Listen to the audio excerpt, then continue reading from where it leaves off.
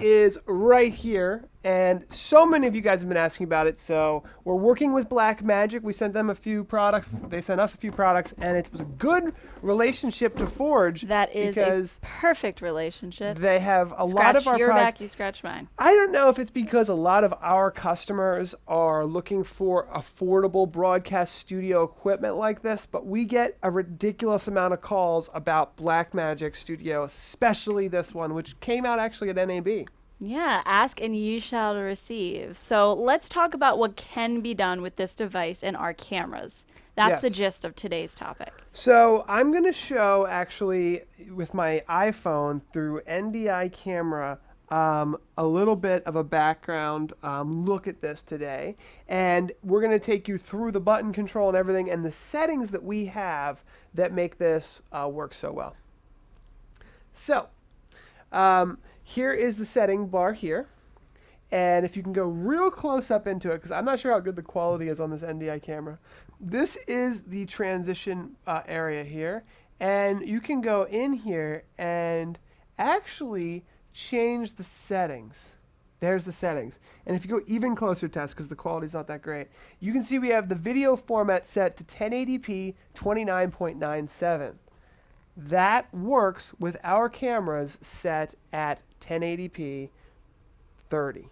Okay, so when we have our cameras set at 1080p 30, we can pull them in right here in the BlackMagic Studio Presenter. So let me show you guys the back of this camera from the ceiling camera, and I want to show you how to set a PTZOptics camera to 1080p 30. So we take a little device. Do you know what this device is called, Tess? Tweaker. It's called a Boom, tweaker. baby. This is just a tweaker, and it's very much used in audiovisual. So that's a tweaker there, and we don't need the Phillips head side. Sometimes you can take these out and have the Phillips head on one and the flat head on the other. So that's the flat head side there. And what we would do, I'm not going to do this now, but we would go into here and we would flip those. And if you hand me that camera there, actually, number 6 is 1080p 30. So if I show the so it's bottom numbered of this. 1 through 10 Now or this something? this is a Gen 1 actually camera. The Gen 2s are a little different, but you look down here and you see number 6, 1080p. Okay, so there's a little key on the 30. bottom of the Yeah. cameras. A legend, I would call it. Okay, a legend. There's a little legend, and that legend helps us determine the resolution. So our cameras work with the BlackMagic Studio Pro HD in 1080p 30. They do not work in 1080p 60. Okay, something to keep in mind. That seems to be a common theme throughout all of the BlackMagic line at this point. So we're going to work on it. And what I mean by that is we're going to do our best to actually release a new product line that will accommodate these broadcast frame rates in the future. So that's just something I'll just say we're working on. Now, a lot of you were asking about this PTZ Control button on the camera, and I'll show this again maybe with this, or I can show it with the iOS app, whichever one's easier. But there's a PTZ button here. And this button right here is supposed to do zoom, focus, iris, saturation, and the levels. And that's over Visca over RS 422. So just to let you guys know that I definitely did try to get some of this stuff done in advance, is I want to show you the custom cable that we made. I'll probably have to show it with, I guess this camera will work, Tess. So there is something called an RS422 cable that should work in the future. This is something we're working on. This is a DB9 cable, and this is an RS422. So we are working with BlackMagic to get this working, but right now we tried and we did all the pinouts and we did it all the way we thought we should. And we're still working with BlackMagic to get camera control. So we will keep you updated. If you're interested in learning more about this, join the Facebook user group, because that's where we're going to post this information first. But we haven't figured out the PTZ control yet, but we have video. So that's a good start. So with that being said, let's answer some questions, because I definitely want to get to the questions in the chat. I think we covered pretty much everything. Oh, wait, actually, Tess, since you're here, let's show this part here. There There we go. So this is the multi-view of the BlackMagic presenter. So if you go over here, you'll see that as we click these buttons, we change the cameras. And so you're actually seeing camera 1, 2, 5, 6, right? Green is preview, red is output. Yes. And camera 1 and 2, they're the same because we took an HDMI and an SDI out of each. So what does that tell you? Well, whether it's HDMI or SDI you're running from the cameras, you can plug either one into this in 1080p 30. They'll both work. So that is the preview. Let's go ahead and get to the chat. So Tess is going to read out the chat. We're going to answer all your questions. It does work. Yay. The PTZ does not yet, but we are working on it. Andrea says, are you supporting 29.97 frames per second and or 59.94 frames per second with BlackMagic? So currently, our Gen 2 models will sync up with BlackMagic's 29.97 when set to 1080p 30. Okay, so at 30 frames per second on our camera, it will work at 29.97 with the BlackMagic design products. Currently. Now, what would be really 59 ideal and 60, no. Yeah, 59 and 60 are not working yet. Okay. But what we're working towards is a newer model that will accommodate that in the future. There'll be a new connection, is what you were describing with that cable, that will allow for that. Yes. We're working on it. So we're working on that, and we're also working on the PTZ Control. Those are the two things that are not yet solved with this product. Okay. Danny, question, is NDI only available on Mac, iPhone, and iPad, or Android too, the application?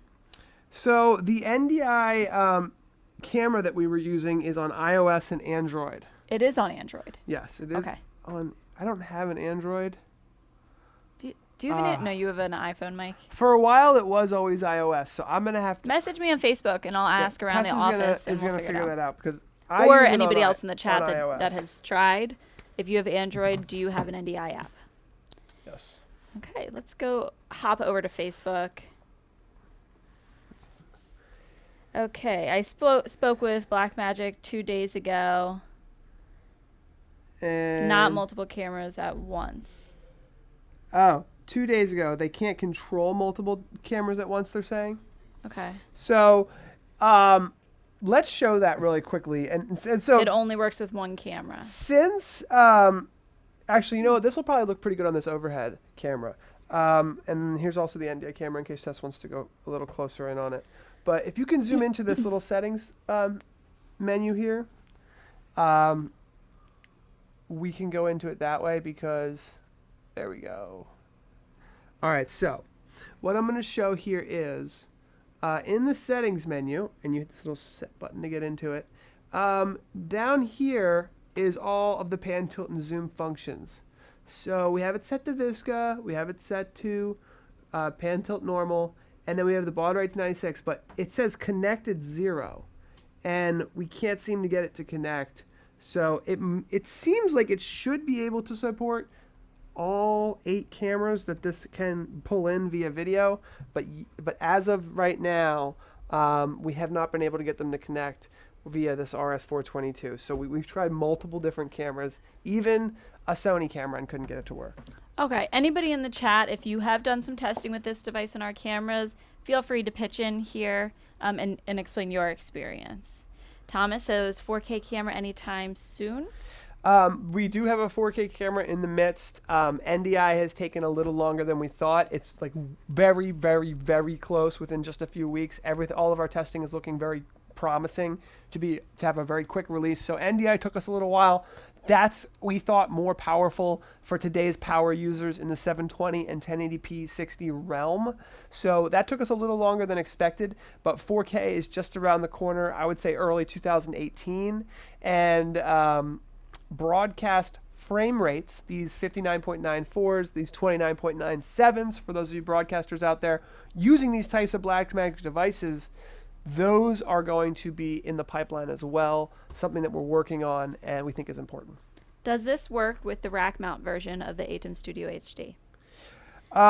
Almost across the board, BlackMagic devices have been working similar. So what I've found testing the DeckLink Duo, what I've found testing the rack mount ATEM, is that this 1080p 30 on our cameras works with their 29.97. Okay. So I've seen that pretty much across the board with Blackmagic. So you can anticipate that at 1080p 30 Yes. with our cameras. And Jason Jenkins from the DVE store is in the Facebook user group. Again, it's a great place to ask questions, and people who know what they're talking about answer them. Reiterated that. He said he's done testing at 1080p 30. They work fine. The thing that was tripping me up is I set the cameras at 1080p 30, but the Blackmagic Studio design itself, the unit here, was set to another resolution. That's why at the top, when we were looking at those settings, we actually had to change it to 29.97 there. And that made it actually work better. Okay. So Trinity Lutheran Church from Ashland, Ohio says, we are using the ATEM Studio HD with the I'm assuming you mean PTZ 20X camera, and it works great. Great. That's great to hear. So yeah, and I'm guessing you're doing a 1080p 30 production, and that's a good way to go about it. Rudy's saying that there is an NDI app on Android as well. Okay, great. Andreas is asking about the NDI firmware upgrade.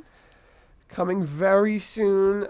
If you go to PTZOptics.com/NDI, you'll see an NDI upgrade form to fill out. Then when you fill that out, you will be on our notification list to get notified of the upgrade as soon as it's available. You might want to have your serial number and MAC address handy for us, because that's what we're going to need to upgrade you. Okay, cool. Let's see what else we have here. Chris is saying with Blackmagic, it's all the same internal for the ATEM, just the chassis is different? I would believe so, yes, because that seems to be, from all the testing that we've done, that basically all of the ATEMs are about the same. Pastor Tim was hoping that we were going to talk about connecting NDI cameras to Blackmagic Studio. Oh, so Blackmagic is not jumping on the NDI bandwagon. So Blackmagic, it does have some network controls. If we show this down here, I can show the back of the unit, which probably would be a good idea. Here we go. That's not a bad view. So you can see here that there are 1, 2, 3, 4 HDMI. Oh, sorry, my head's blocking it. And 4 SDI. Let's see if you can see that. Or maybe you could show that from the front. Yeah, it might be easier. So here, this will be easier for me to show. So we have, and I'm going to take this out because we're not even using this. So we've got 1, 2, 3, 4 HDMI, 1, 2, 3, 4 SDI. Those are all inputs. These are outputs, which is kind of cool. So if you want to route different outputs to different studio monitors, you can. And then we have a multi-view. We have an HDMI multi-view, which is what we're feeding here. We have 2 audios and then a headphone and a mic. So where was I getting at with this? Oh, there is a network port, but the network port is only for the ATEM software on your local area network. So it's not necessarily really made for NDI, bringing in NDI sources over the network the way vMix or Wirecast or Livestream or Open Broadcaster or XSplit with running a Windows computer can handle. This is a hardware switcher. So you could actually, and this might even be an affordable way. This is a really affordable product. It really is a great product for the price. Because when you think about it, you're getting 8 inputs, either HDMI or SDI, right? All this switching and hardware capability. You don't need to bring all that into your computer with a PCIe card or something. Then you can just take the output of this and convert it to USB and then plug it into vMix, plug it into Wirecast, plug it into XSplit. Let me just explain that one more time so it makes sense to everybody. So you could take the output of this switcher, which has 8 inputs. You got all these buttons, ins and outs. You can have a preview. And all you have to do is take that output. All right, Tess, follow me?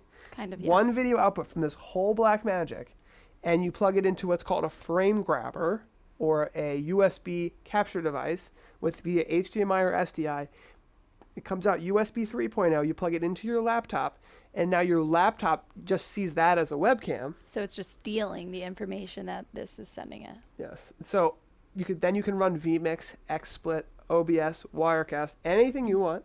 NDI workaround? that what you're talking about? Well, yes, this and no. So this has 4 SDI outputs on the back of it. So any of those 4 SDIs you could run to one computer. You could be running a computer. I could be having a computer. We could have one, let's show like a display over there to a projector or something. So all of those outputs can be used for different things. But yes, we can bring in all the information from this switcher into Wirecast or vMix, and then still have the ability to use NDI once we got it to vMix, Wirecast, XSplit, or OBS. I don't know if that workflow is going to work for you. I like having everything inside my custom PC that we have here, our custom PC. That's what I like. But Hashtag Eastern Shore Broadcasting. yes, thank you, Tom, for building that for us. That I like. But this is interesting for being like super rugged. These things are just powerful, and I think they're really good. So, Alessandro, get in touch with partners at PTZOptics to be hooked up with a Brazilian reseller. yes. Or give us a call. You can find it on PTZOptics.com. Kenny Hampton.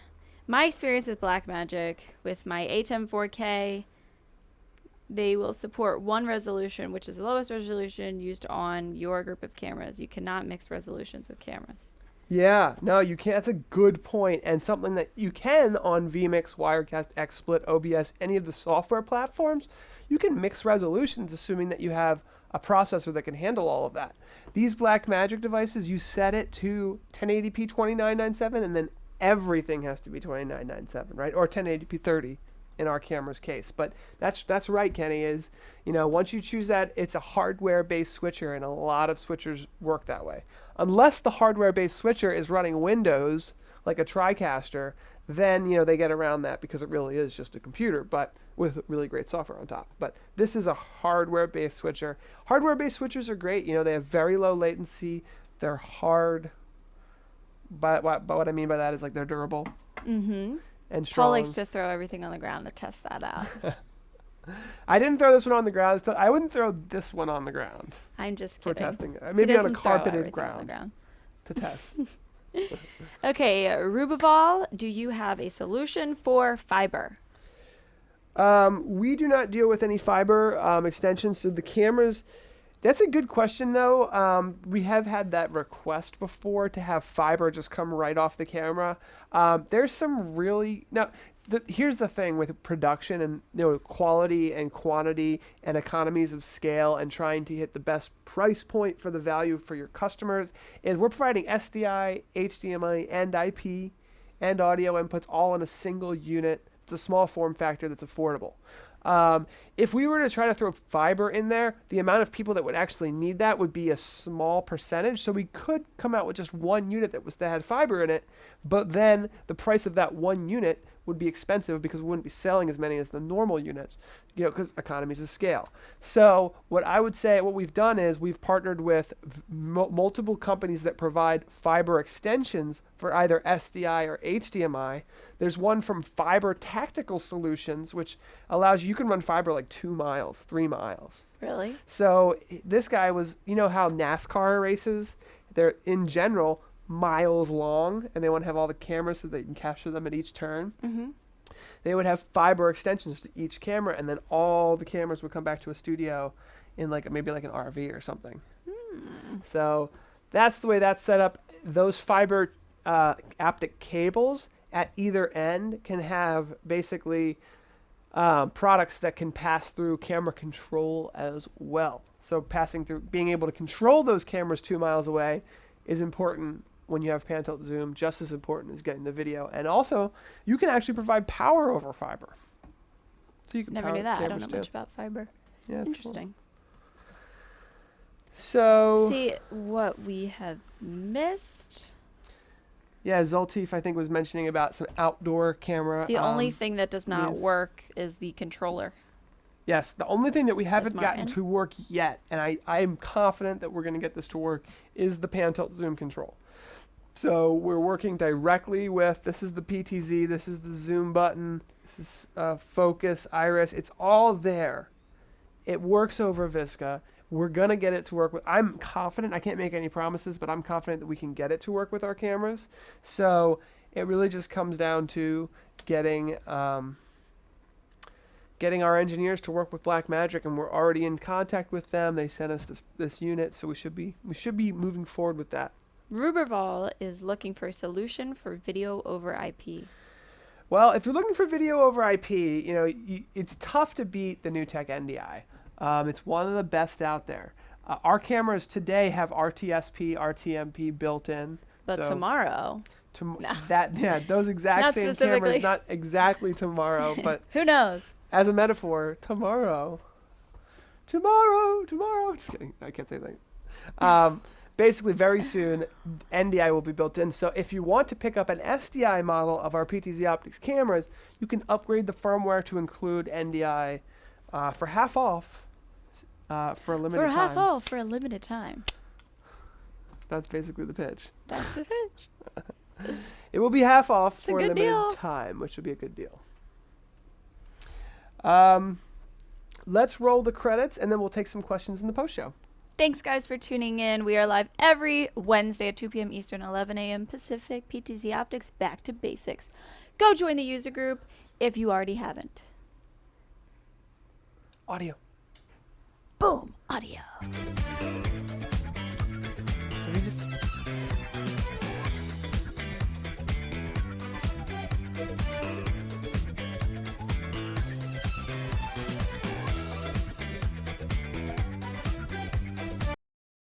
We'll do it later. And we're back. So let's go over any of the questions. Sandy's talking about a solution for PTZ Control with this device. We just yes. So Sandy, I guess you're just tuning in. It does have PTZ Control built in for Visca over RS422, so it sounds very promising.